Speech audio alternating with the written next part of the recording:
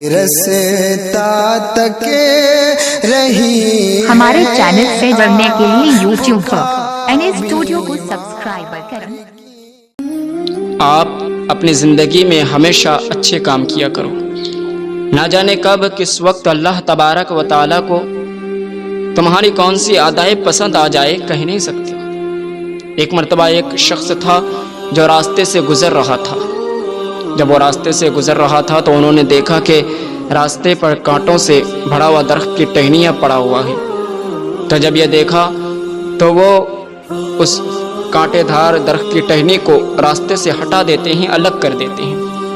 بس یہ کام اللہ تبارک و تعالیٰ کو اتنا پسند آ جاتا ہے کہ اللہ تبارک و تعالیٰ اس شخص سے راضی ہو جاتا ہے اور ان کی گناہوں کی بخشش کر دیتا ہے۔